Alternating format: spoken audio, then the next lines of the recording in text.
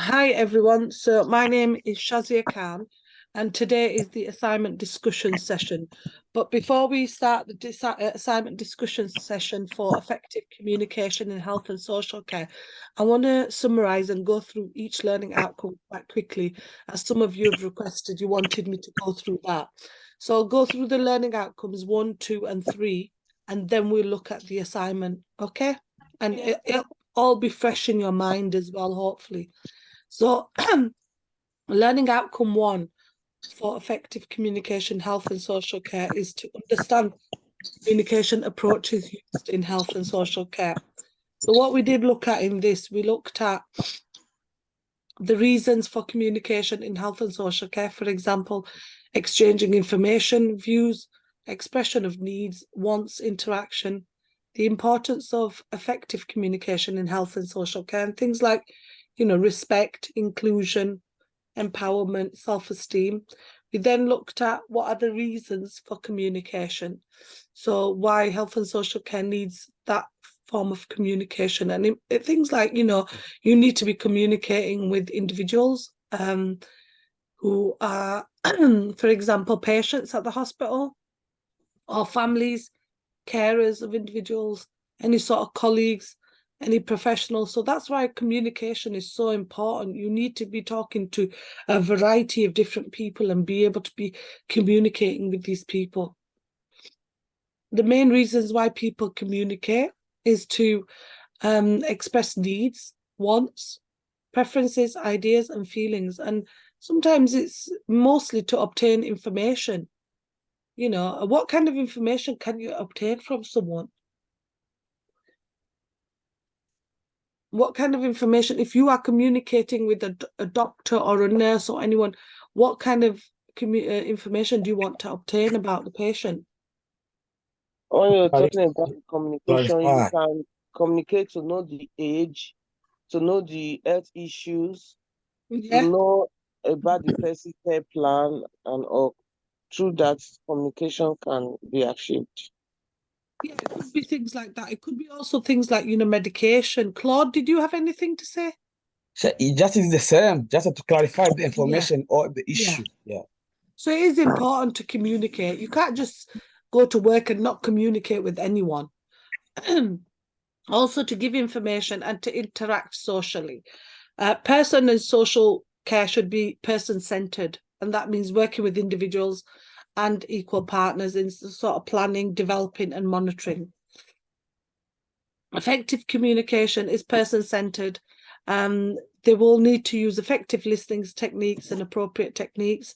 And so effective communication is so that you understand the individual's care needs. Why is it so important you understand the individual's care needs? Why do you think it's so important? Why do you think effective communication is so important to understand what the individual wants? It's very good. So you, like I said, you'll be able to know the person's care plan. Like, okay, what is the type of medication? What's the type of illness? What's our health issues? So it's so important. So important to understand what medication they're on, whether they've taken their medication, whether, if you're coming in a new shift, what medication they've had, what treatments they have had. So it's really, really important, effective communication. The video is on there, which we watched in Learning Outcome 1, so I'm not going to put it on because we're just going through a summary of Learning Outcome 1, 2 and 3. And the video was the importance of effective communication at work. So you can watch that again in your own time as well. Communication in health and social care ensures that care providers understand the needs and preferences and concerns of service users. And service users, it's not, if you don't communicate with anyone and something happens in the hospital, you've had an accident, and some of the, the services and the, what kind of, maybe some machine or something that's where that is in the hospital and it's gone wrong. If you don't communicate, then the next person that comes, something will happen with them. They'll have an accident or anything. So you need to have that communication approach, and it needs to be used mostly in health and social care. Verbal communication. So here actively listening and responding to people. Open questions, are you okay? Simple yes or no. Paraphrasing and reflecting, repeating back what you're saying is really important. Why would you repeat back in one's words what you're saying? Who would you repeat back to? What kind of patients would you be repeating things back to? Aging or people with disability, Yeah, or people with learning difficulties. yeah.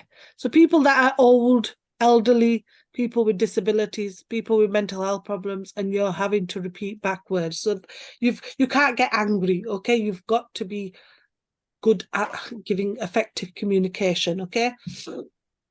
Non-verbal communication is body language, so using body movements to gestures, facial expressions to convey information, touching people, not in like, you know, any sort of way, but reassuring them, comforting them, because that's what some people like. Eye contact, maintaining appropriate eye contact. Written communication can be care plans, medical records, and information leaflets. So providing people with information about any sort of illness, dementia, diabetes, heart condition, you know, you will provide them with written information which helps them understand. Technological communication is the electronic health records and digital versions of patients' medical histories. And that's really good, because why are these electronic systems good? Why do you think they're so good to use nowadays? Because information can not easily be missing. Yeah. Be sought Yes, but also can well. it be accessed anywhere? Yes. Yes. The good thing is it could be accessed anywhere with a password and a username or anything like that. So that's the word. That's the way the world is going now. Technology. Telemedicine, so the use of telecommunication to provide clinical healthcare from a distance, and text or email reminders. And then we've got visual and oral communication, which is sign language, pictures and symbols, hearing aids. And now these are for people that, you know, have got learning difficulties or have got any sort of communication impairments. Person-centered communication, and that's trying to understand and be sensitive to the feelings. So empathy, validation, acknowledging and accepting the feelings and thoughts of others, and choice, allowing service users to make decisions about their care. It's so important you give them that choice. Communication passports for individuals with severe communication difficulties. These are documents that provide essential information about them, like how they express pain or what they dislike. Group communication, these are therapy groups. These might be for someone with similar conditions, challenges, to share their experience and coping strategies. Team meetings where health and care professionals come together to discuss care plans. And the therapy groups tend to help people with illnesses talk about their feelings, talk about what's going on. And if they've found a condition that they've just, you know, inherited some sort of condition or been diagnosed with some sort of condition, they're able to talk to different people with that condition. Culturally sensitive and awareness. So here, understanding and respecting different cultures in communication styles, so your beliefs and values. This includes being aware of potential barriers to communication, and that's something that we go through later on and we look at in more detail in Learning Outcome 3. Confidentiality, so ensuring the private information about service users is kept confidential and only shared with those who need it. Confidentiality is so important in regards to information not being given to anyone that is not liable to, have a look at that information. Feedback, encouraging service users to provide feedback on their care and ensuring this feedback to improve services. Effective communication is essential in building trust, fostering understanding, and ensuring the needs of service users are met. Care professionals must be adaptable, using different forms of communication to meet the unique needs of each person. Each person is different, remember that. And when you provide one sort of service to one kind of person communication, that may not be viable for another. So you've got to be clever and look at, you know, what kind of person you're talking to and how you're talking, and be understanding and be respecting to their views and what they're thinking, because one kind of, we're not all the same, okay? We all have different views, we all have different understandings, and you know, I might be a little bit slow than you, And so I need a little bit more, that push really helps the person. Explain the importance of effective communication 1.1. So the reason behind it, it promotes person-centered care. So effective communication ensures the care is tailored to an individual's unique needs. Ensures safety, so clear communication between healthcare professionals can prevent mistakes, misunderstanding, or lack of information can be led to errors in medication. As we mentioned earlier, you know, you need to be able to know and plan what the person's medication is. Builds trust. So when healthcare professionals communicate openly, honestly, and transparently, it helps to build trust with service users. Also supports decision-making. Service users need accurate and comprehensive information to make informed decisions about their care. It enhances team collaboration. So health and safe social care often involve a multidisciplinary approach.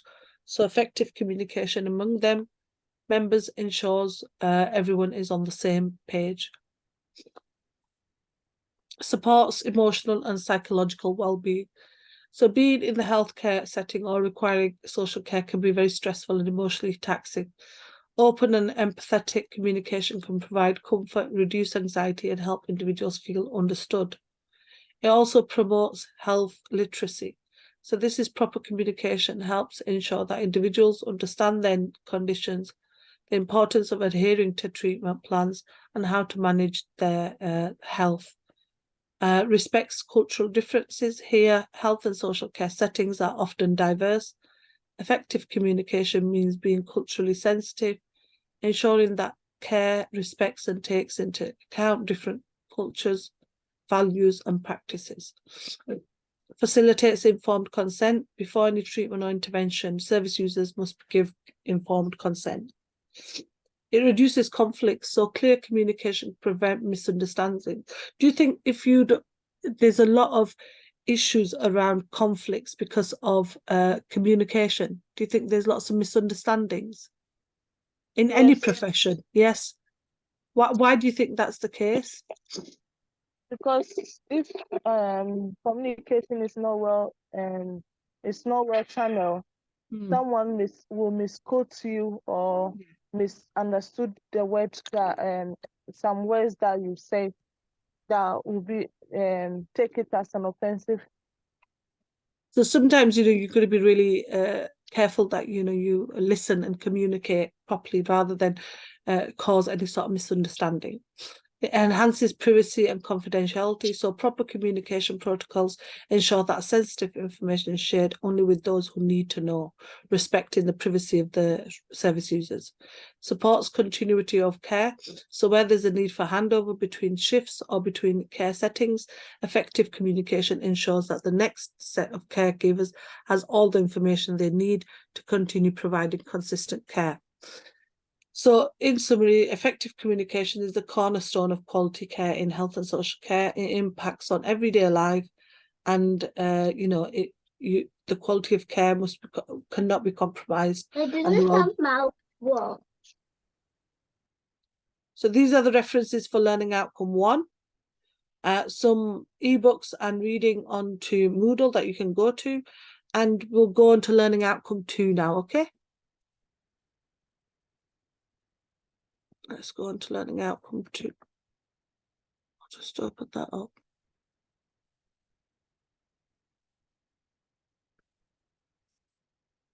So can you see this? It's learning outcome 2. Yes.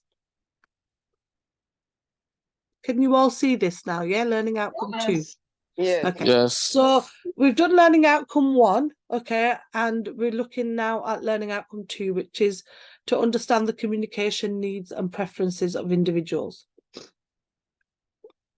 So firstly, the indicative content here, we're looking at individuals' communication needs and preferences, things like observation, assessments, reviews, liaising with carers, approaches used when promoting effective communication, verbal, written, non-verbal, formal, informal, interpreter, the use of ICT, and services access to promote communication, speech and language therapist, support groups, networks, GPs, audiologists. Legal terminology. So what are the communication needs and preferences of individuals? So understanding the communication needs and preferences is crucial in providing an effective care. So different sources emphasize various approaches. So you need to identify the needs. You know, it could be the fact that we need to identify needs for communication requirements because someone may be disabled, someone may have an illness. Person-centered, so you need to gather information through trial and error. Individualized approach, establish communication methods by choosing the right moment and place. Standard 6 guidelines, so skills for care. Post-centered approach, and then comprehensive understanding. Effective communication, again, we look at why it's so important in regards to listening techniques. There's a video up there on Let's Talk Communication, which you can look at in your own time as we watch that in Learning Outcome 2. Theories of communication, so we looked at the linear model, in an interactive model and transactional models, and how these work in regards to effective communication. So the linear model was look at the simple flow of information from the sender to the receiver, and tends to concentrate on the person who is sending the message, the content of the message, the channel of communication, and the receiver. Okay, and then you've got some advantages of the linear model as well, and some disadvantages which you can go into. And some of the assessment areas you'll see will be asking questions on the models as well. The interactive models of communication. Here, the sender sends a message to a receiver who interprets that message and gives feedback to the sender. The communication cycle in the was developed by Charles Berner and was revived by psychologist by Michael Agra. The cycle begins with someone that they need to communicate with someone else. They decide what to say or send the information, and then receives the message and interprets it.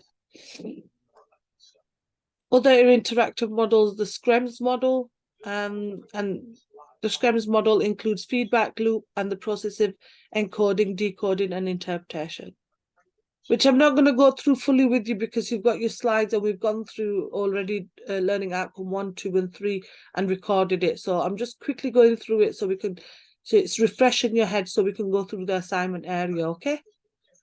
Transactional models look at communication as an ongoing and changing process where each element is dependent on the other element and each person reacts depending on contextual factors such as their background, experience, attitudes, and beliefs.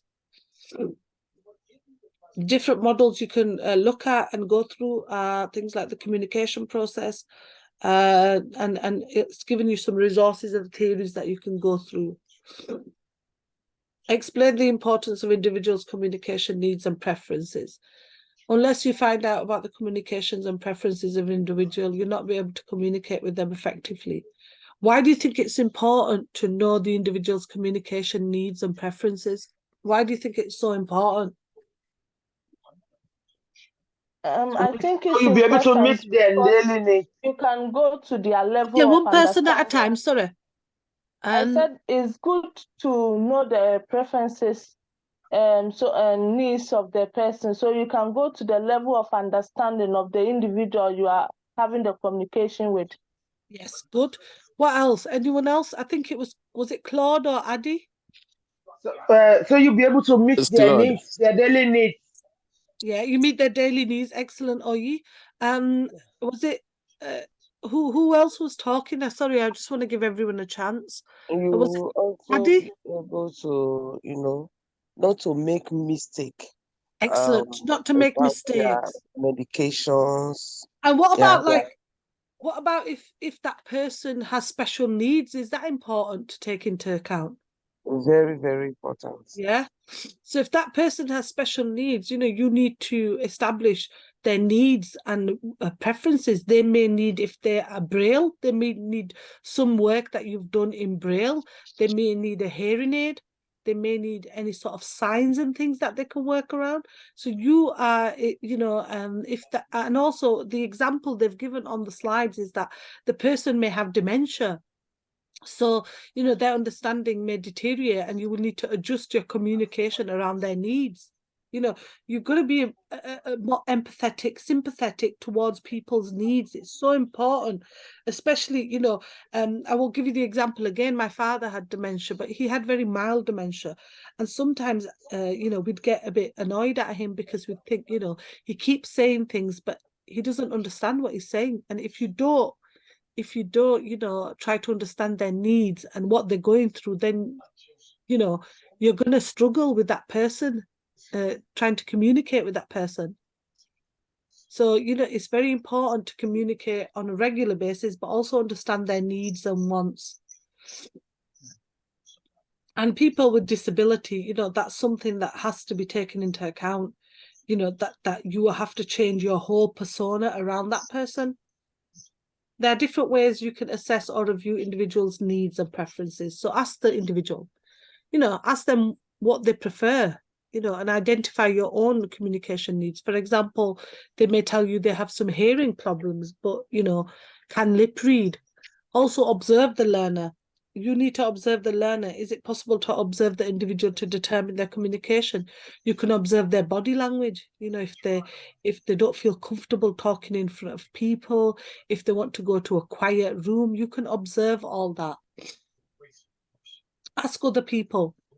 And that would be people like care workers, care professionals, their family members, people who are closely involved with the person.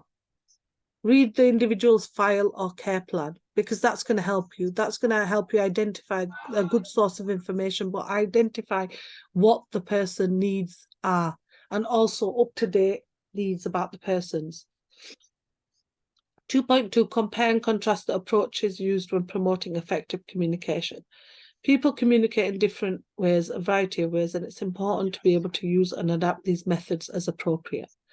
Main approaches are verbal communication, which is speaking words and making noises; written communication, letters, emails, notes, or flashcards; non-verbal communication, the use of interpreters or advocates; communication aids, so sign language or Makaton, and these will help communicate the individual. Verbal communication, as we've mentioned, vocabulary, the tone of your voice is really, really important, because it shows emotion behind that voice and the words. If you've got a sharp or harsh tone, it shows annoyance and arrogance. So you need to be able to feel if that person is going through a lot and they're really upset, should you be talking in a sharp tone to that person?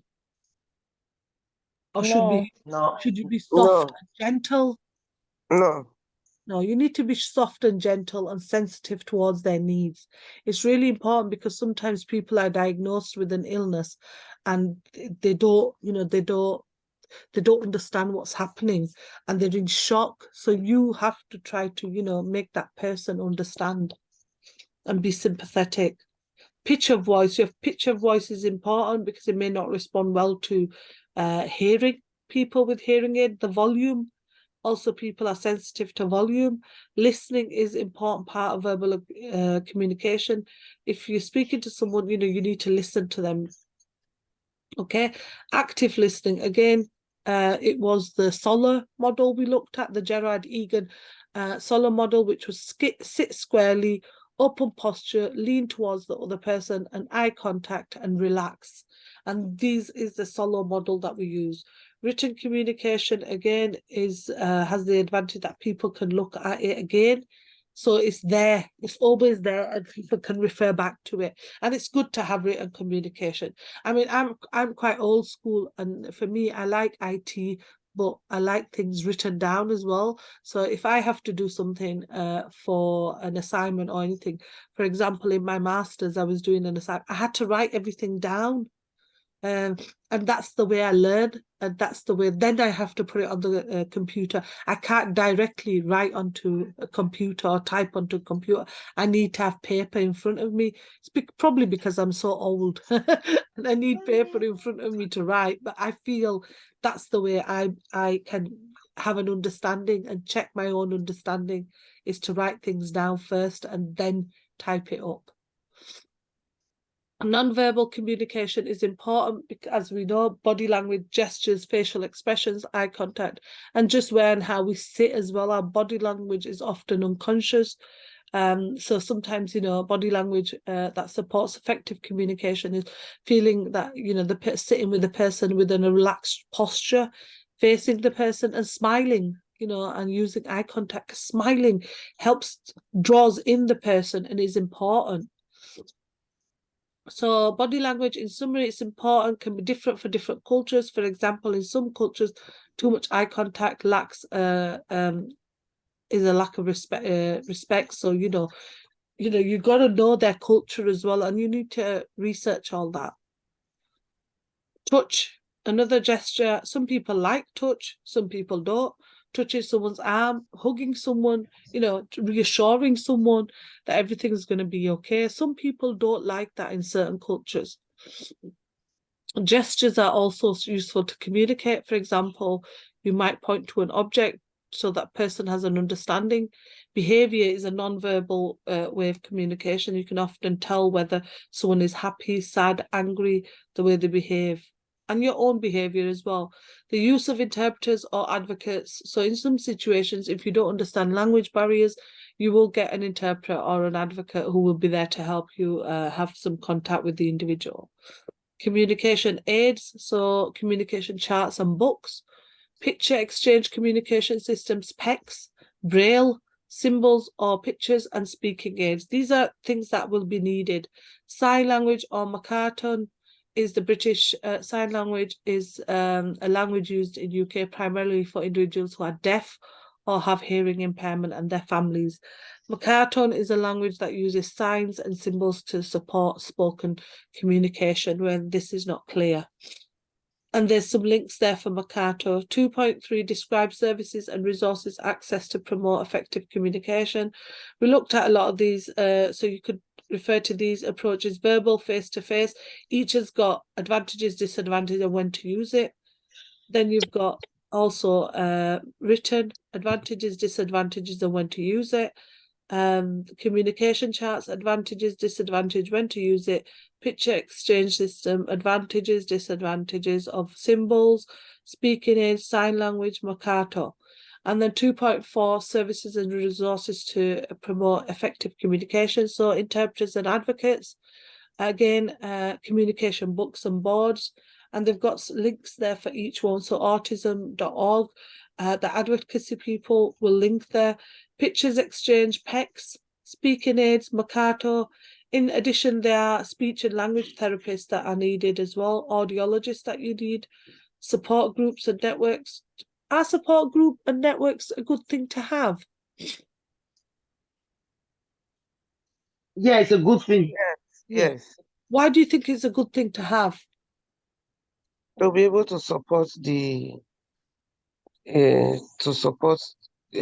individual on when something goes wrong or when they want something. Yeah, it could be a support group on diabetes. It could be a support group on Alzheimer's. But everyone in that support group is able to communicate with each other and help support the individual if they're new to it all. So in this section, you've learned about how to assess individual communication, how to look at individuals' communication needs and preferences, approaches to effective communication, and these are the references there. So that's learning outcome 2, okay? And the final one we've got, I think we did yesterday as well, which I'll go through again with you so you've got a better idea. And it is learning outcome 3 before we go on to the assignment session. Learning outcome 3 we looked at yesterday, and it was looking at the barriers to communication, because this is really important when you look at identifying any sort of communication needs. There are always barriers to communication as well. You know, it's not always effective. So the final one is learning outcome 3, to understand barriers to communication. And we looked at this in regards to language barriers, ethnicity, culture. How can you overcome these barriers so you can listen effectively, use adaptation aids, interpreters, body language. So there was a video that we watched, which you can watch in your own time. Barriers to communication, health and social care.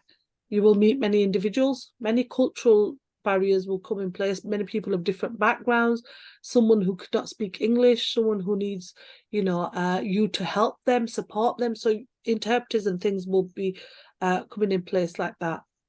Barriers to communication could include noisy environments, uncomfortable environments such as poor lighting or heating, lack of privacy within an environment, a lack of understanding or awareness of individuals' needs, wishes, beliefs, and values, cultural differences, and that's a big one, and language barriers. They're quite big ones that come up quite a lot. Cultural, the fact that, you can't show disrespect to the person if you're giving too much eye contact. And language, you can provide an interpreter, but it is quite a big barrier. I'm sure some of you working in the health profession have had issues with cultural and language barriers. It's something that, is quite hard, but then you can overcome it by getting interpreters and things like that. Poor use of unavailability of communication aids such as hearing aids or hearing loop, the use of jargon or slang, and that sometimes is something that people do not understand. The individual's condition might present a barrier. So if they've got speech, hearing, or dementia or autistic, that might be a barrier. An individual's attitude may prevent communication. So if they are aggressive, withdrawn, or emotional, your own attitude, feeling, values, and beliefs can present a barrier, especially if you have negative thoughts towards an individual's values and beliefs. Effective communication in the social care is paramount. Okay, understanding these barriers is the first step towards overcoming these barriers. So physical barriers, we've got things like noise, distance, poor lighting, environmental distractions, sociological barriers, hearing impairments, speech difficulties, visual impairments, cognitive impairments, psychological barriers, stress and anxiety, whether their levels of stress and anxiety is something that they're unable to communicate effectively, low self-esteem, prejudice, language barriers, different native languages, jargon and technical language, cultural barriers. So they have different cultural norms, as we've been going through, the eye contact, the disrespecting, cultural stereotypes and prejudice, so misconceptions. Systematic barriers can be the hierarchy, lack of training, inadequate resources, and then we've got attitudinal barriers, lack of interest or relevance, resistance to change. Information overload, receiving too much information at once can be overwhelming, making it hard to understand or retain the details.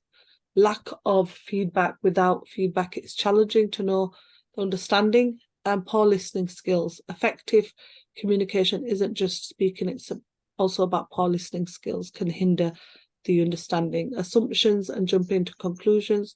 Making assumptions can lead to misunderstandings if those assumptions are incorrect. Identify how to overcome these barriers. So things like avoiding using slang or jargon, not speaking too quickly and speaking clearly, demonstrating that you are listening and interested, ensuring communication aids are working correctly, communicating with individuals. It's important in private, in quieter areas. Oops, sorry. And also like providing individuals with clear information, because sometimes, individuals are not able to understand what you are talking about. Applying theories. So in Shannon and Weaver's theory, then we looked at internal noise, external noise. In summary, it means that you need to acknowledge and have less negative attitudes towards communication.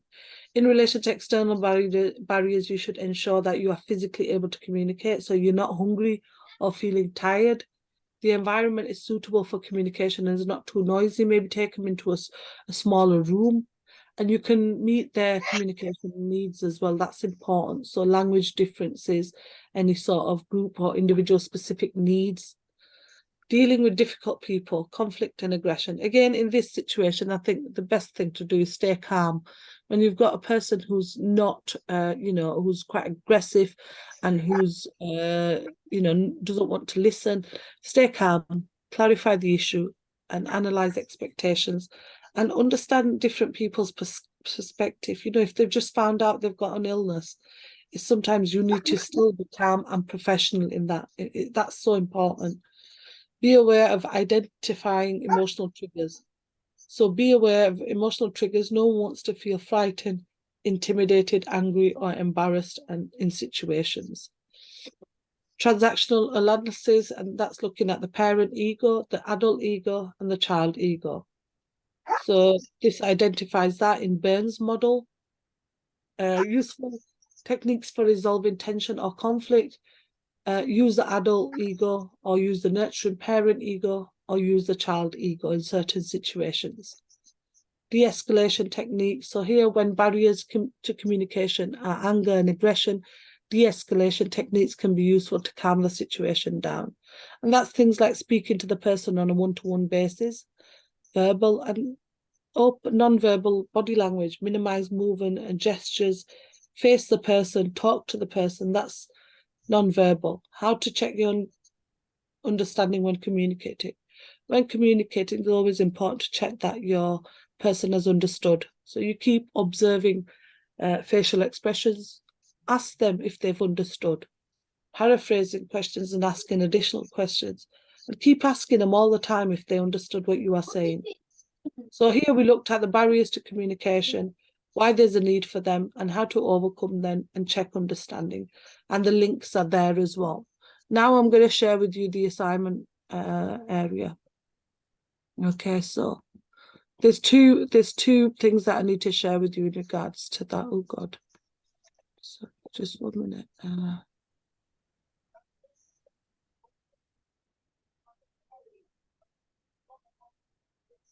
Okay, so this is effective communication in health and social care. The learning outcomes you've done is learning outcome 1, to understand the communication approaches used in health and social care.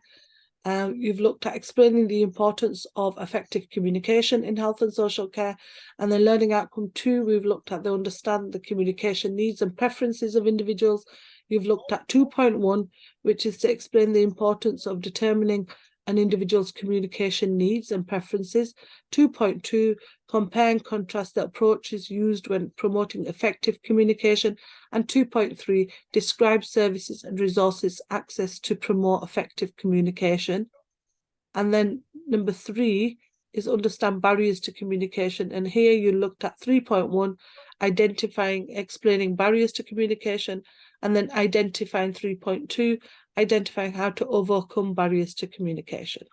So grading of the unit, the following grade descriptors will be applied to the assessment of the unit to understanding of the subject, application of the knowledge, communication and presentation, and the quality.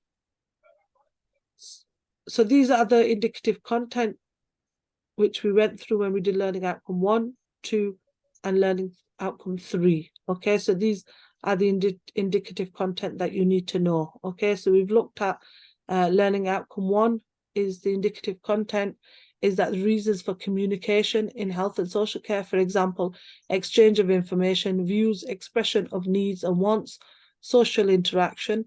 Then we looked at the importance of effective communication in health and social care, inclusion, respect, empowerment, self-esteem, choice, expression, guidance, and interaction. Learning outcome 2, we looked at how to determine an individual's communication needs and preferences. For example, observation, assessment, agreement, review, liaison with carers, relatives, key people, ability, person-centered, autonomy, and then approaches used when promoting effective communication. For example, verbal, written, non-verbal, formal, informal, the use of ICT, interpreters, advocates, adaptations, argumentative approaches, British Sign Language, and McCartan. And then services and resources assessed to promote effective communication, the speech and language therapists, support groups, networks, GPs, audiologists. Then learning outcome 3, we looked at barriers to communication, language, ethnicity, culture, the environment, skills, ability, disability, noise levels, distractions, sensory awareness, terminology, well-being, mental health, and how to overcome these barriers. Okay, so I'm just going to go on to the next form, which is the assignment, which we need to look at. And the assignment is very brief, but is very it's quite easy to have a look at in regards to what you've done, what you've covered. You can answer the full assignment. So this is the assignment, access to higher education. The student name would go in this form, the tutor's name and the subject, and the unit code would go in there, and it's a case study. The assignment title, the case study, the importance of communication in health and social care, and the indicative word count is up to 2,000 words. Okay, assignment for this, number of credits and the level and the date, and this is a student declaration that you have to sign that you have not plagiarized any work and it's all your own work. Okay, so you need to go through that and the bibliography and referencing, and then you would need to sign this and date this. Okay, so the assignment brief, this is the main bit. Adrian Jones is a 47-year-old man who has chronic breathing problems, uses oxygen most of the time. He lives at home and his wife and his two teenage children. He has had numerous admissions to the hospital when his condition worsens and needs the support of care workers when he is home. Communicating with Mr. Jones and his wife is obviously important. However, he can't talk for long periods and is quite often so tired he falls asleep. Now, the tasks that you have to do, okay, write a case study report for health and care workers on the importance of communication with Mr. Jones and his wife. Okay, the case report should consider learning outcome 1, the reasons and importance of effective communication in health and social care. That is learning outcome 1. So you will be looking at all the resources on learning outcome 1 to look at the reasons and importance of effective communication in health and social care. The next one, the importance of determining Mr. Jones' communication needs and preferences. That is learning outcome 2. So you will look at Mr. Jones's needs and preferences on learning outcome 2. The third one is compare and contrast the approaches used when promoting effective communication. Again, that is in the slides in learning outcome 2. Okay, learning outcome 2 has a lot of slides in there. First one was the needs and preferences, and then the second was effective communication. So that is the element that you need to do. The fourth one is barriers to effective communication and how these can be overcome. And we've just gone through them. That's learning outcome 3. The case study should be up to 2,000 words. Your work should be informed by a wide range of research and demonstrate correct citations and referencing techniques. So you are using the Harvard referencing system. Okay, you need to make sure that each task that you are doing, I think that is the only thing they expect you to do. Yes, that's the only thing you are expected to do. Okay, so this is your assignment area. Let's just go below, see what that is. So these are learning outcomes, what you need to do for each one. Okay, so this is just a criteria for the marking side of it. And this is like, if you want to demonstrate a very good understanding of the area, these are descriptors. I think these are just guidance. The main thing for you to concentrate on is the top bit here, which is the assignment brief. Okay, so this is what you need to do for your assignment. Okay, so when you're doing the first one, which is reasons and importance of effective communication, put a heading as that one. So each one, there's 4 tasks for you to do. Please put them as headings. Do you understand what I mean by that? I don't understand, please. It's confusing me. Like, what do you mean? The assignment we are going to do, is it going to be based on this case study? Yeah, the assignment's there. Look, it's not going to all be based on your case study. It's going to be based on your learning outcomes. So we've just spoken about the reasons and importance of effective communication in learning outcome 1. It's telling you where all the work is. Do you understand that? Yes, it's this case study now that is confusing me. I don't know. What do you mean? You know, this case study, we are going to answer it, right? Yeah. So you're writing a case study for the importance of, so what you're gonna do is you're gonna put your first heading, the reasons and importance of effective communication in health and social care, learning outcome 1. Okay, you're gonna be writing the reasons for effective communication in health and social care, and then at the end you can talk about, Mr. Jones, but not too much. Remember, they want content. They don't just want you to talk about Mr. Jones. They want you to talk about the reasons and importance of effective communication.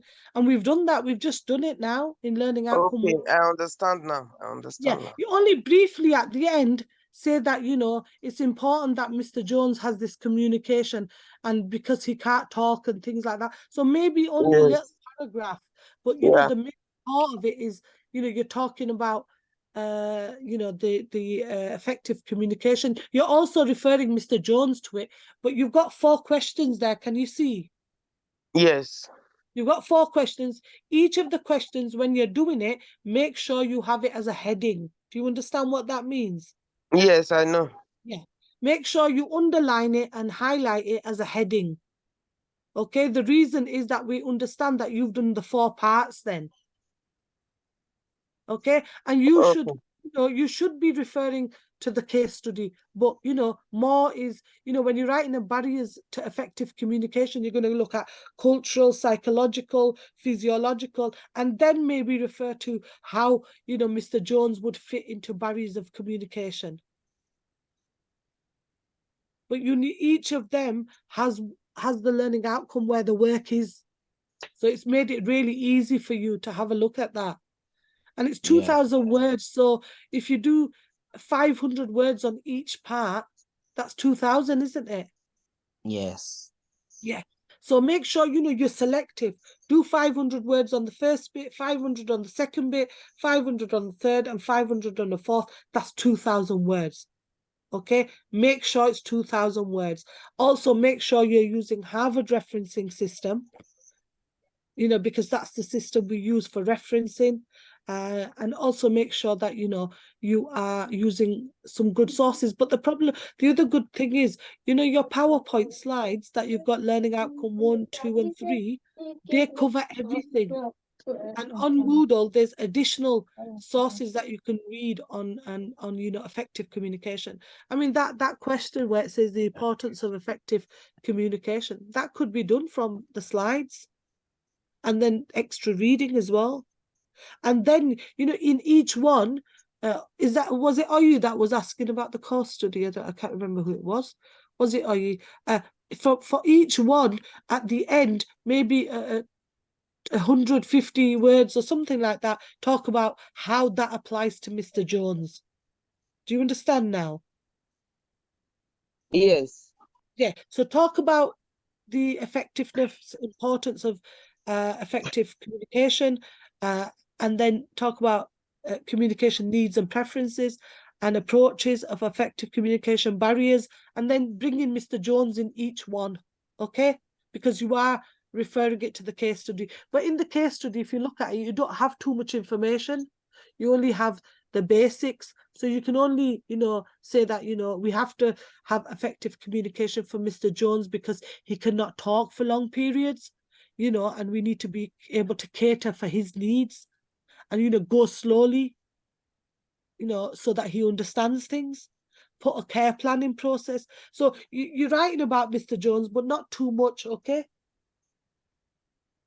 So when you talk about something that you think is important to Mr. Jones, then you will say, oh, you know, he needs this. So each 4 tasks, you are talking about Mr. Jones, but you are also talking about things like what is effective communication, the importance of communication needs, also looking at the different approaches and the barriers to communication.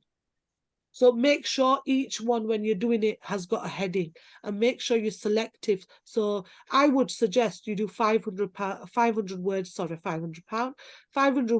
question. I don't know, has anyone got any other ideas or anything?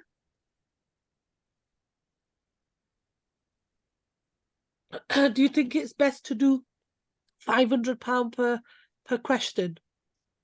Yeah, we'll try. When I get question, I will ask you next session. Yeah, you don't have another session with me. This is it now. Oh. Yeah, this is the last session now, because now you will start doing your assignment on this area, and then you've got 2 weeks to submit the assignment. 2 weeks? Yes. Well, I mean, I think you can ask for extra time. I don't know how that works, but if you need extra time, you can ask Raman for extra time. But you've covered all these learning outcomes, so you can answer all them questions now. Yes. So you've done They still effective need to put us through Sorry? some. What's that? Sorry. I think they still need to put us through some things, because to do the assignments, to how to referencing, because even you have to put all, you have to refer to all where you get the idea from, where you get this from, where you get that from. We have It's to only combine them all together. it's only 2,000 words. It's not a huge amount of words if you think about it. For the first one, you're looking at the reason and the importance of effective communication, why we need effective communication, and that is looking at. I'll tell you what you'll be looking at in that. About the referencing. You know, when you were explaining to us, I think she's not there with us. So maybe you should Harvard just referencing. Yeah, just try and explain to her a little bit. You know, I Okay. think she was not there. These two, the one that Sorry? I think About the the day we were referencing, how to doing do that, referencing. she wasn't here. She wasn't there. Yeah, I came in late. Yeah. In the referencing. Yeah. Yeah. The referencing, so The you need to referencing. use Harvard referencing, okay? And Harvard referencing, they on your Moodle, there's a big section on Harvard referencing on UK Varsity. The other thing, if you want to use, which I with some of my students use, is something called, remember we went through it, it's called Neil's Toolbox. And in that, if you go into Neil's Toolbox, let me just get, you can get different referencing generators online. There's loads you can use, okay? It's not just Neil's Toolbox, but I find my students found Neil's Toolbox quite easy to use. So if you are referencing, you would use this source. Can you see this? Yeah, it says Neil's Toolbox. Okay. So if you are putting a reference in the main assignment, you would put, what would you put? The author and the year, yes? Okay. In the bibliography or the reference list at the back, you would put the full citation. So let's reference a book. Okay, we'll just do a book. I'll just give you an example. So the book title, communication. I'm just making this up so you know. Communication skills. The author, Smith Jones. The publisher, Harper. The place of publication, Oxford. The year of publication, 2019, and what edition it is. So you could put, it'll tell you what edition, so 11th edition, and the page 10. So then you go to generate reference. Can you see this? Yes. So that will make it up for you. Can you see that it's made it? There. So what you will do, you will put this in the end at the back where Harvard referencing is, the bibliography or the reference list. You will just copy and paste that at the end of your assignment. So we're gonna do this on each question. On the No. At the end. At the end, when you finish. No, you do it. You do it on each question, but you only do it if you've used something to take something out. So, example, you will only in each question you will only write that. Okay, so if you've taken something from a reference, you will only put that in the main assignment. Yes. Do you understand? All right. In the main assignment, you will I think it's more of where you get the source of your information. Yeah. Yeah, so you have to let them know the source of where you got the information from at the end of your work. So in the main text, you will just put that in, okay? In the bibliography at the end, you will put the whole thing in. I'm just going to see, just 1 minute, I'm going to see if I can find an assignment for any other area, to show you as an example, okay? So you understand. Let me just see if I've got any assignments that I've gone through. Marking, let's have a look. Equity. Let me just have a look. If they've done anything. Let's put footnotes. I don't want to confuse you because he's put footnotes in. So let's go back. Let's see if we can find Colo. Oh,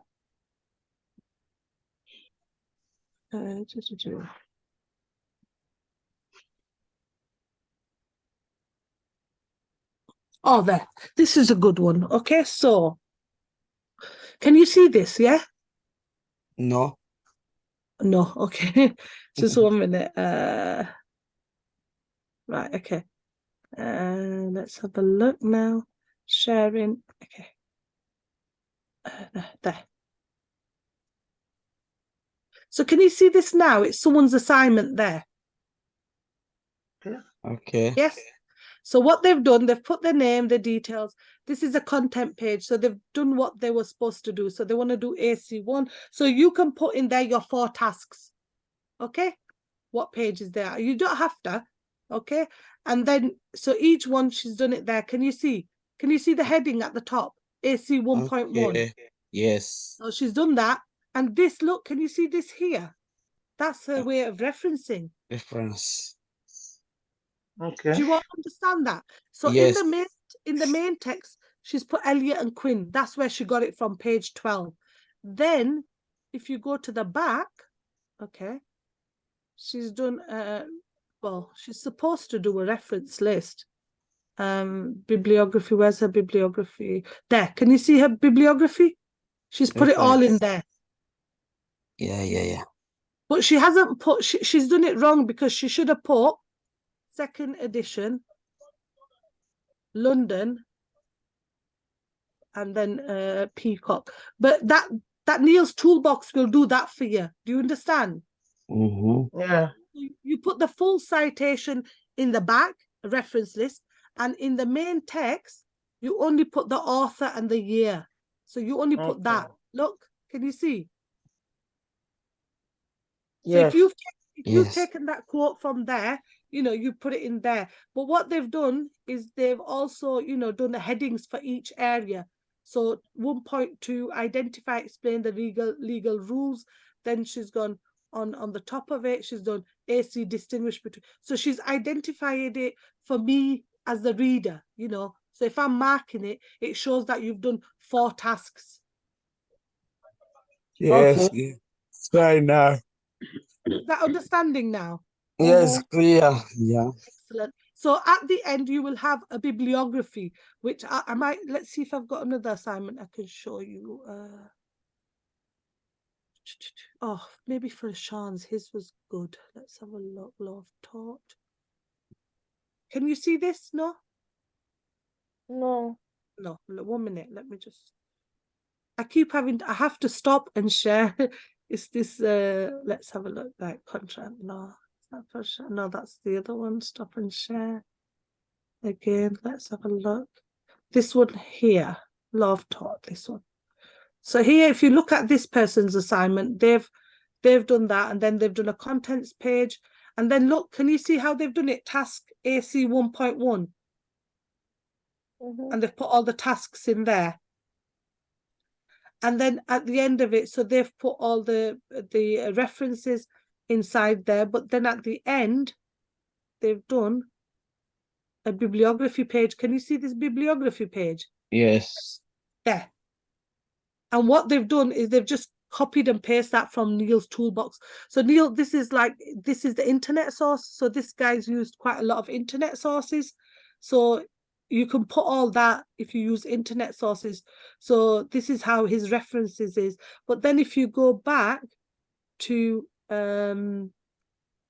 sharing just Neil's toolbox, if you go back to Neil's toolbox, you just have to copy and paste that into your reference. Can you see? You just have to do that. And then if you do, let's go back to Neil's toolbox. Can you still see Neil's toolbox? Yeah?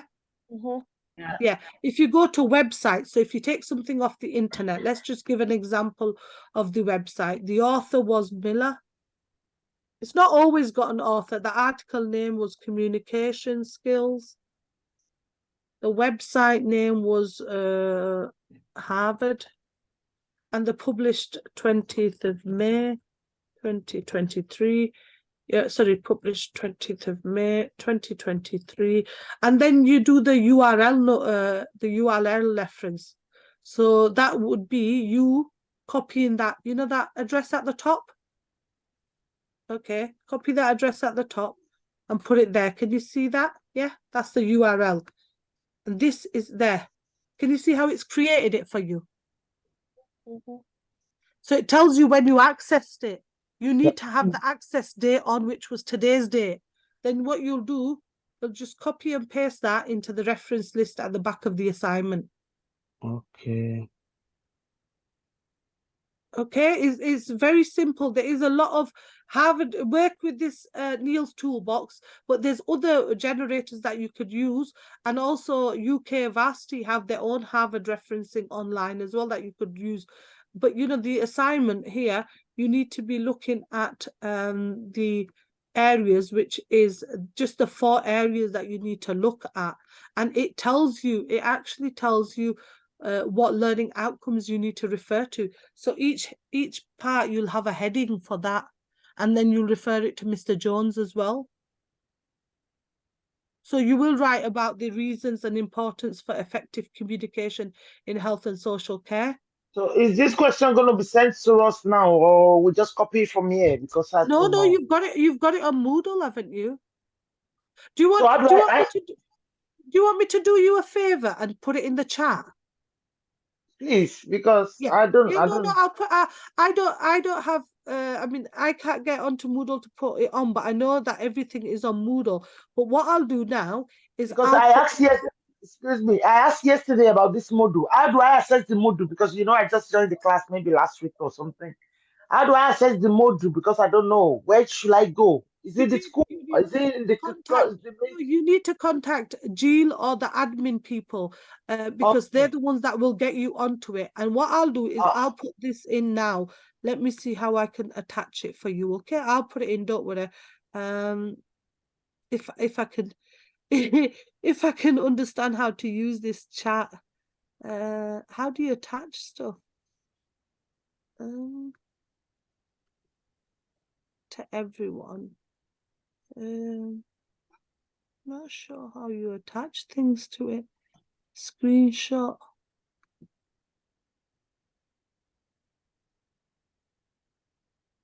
Doesn't say how you attach stuff.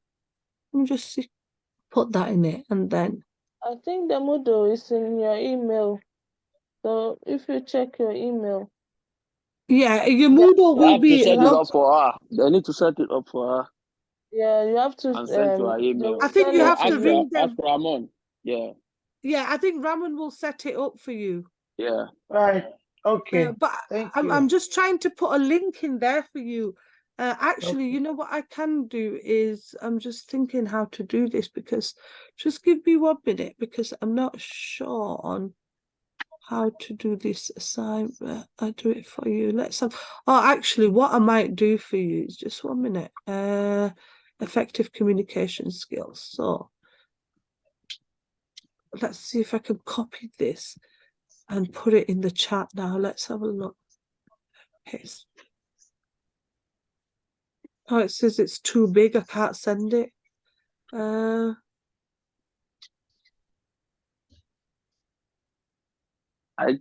think when the she best get way to, is to contact the best way is to Ramon. get it activated. Yeah. If you contact Ramon, or if you and then on Monday you will get the assignment, because it is on Moodle. Right, I'll do that tomorrow anyway. Contact Ramon, and then you could get access to Moodle and get your assignment done. Okay. Has anyone got any other questions before we finish off the session now? No, you're okay. Okay. Thank you. We've took much of your time anyway. Sorry? Thank you. I said thank you. We've too much of your time. No, it's okay. No, don't worry about it, are you? Just good luck with everything, and thank you for all your patience in these sessions, because we've finished them now, so I won't see you again. I don't know when I'll talk to you again, but good luck with everything. And then once the assignments are done and stuff, then they will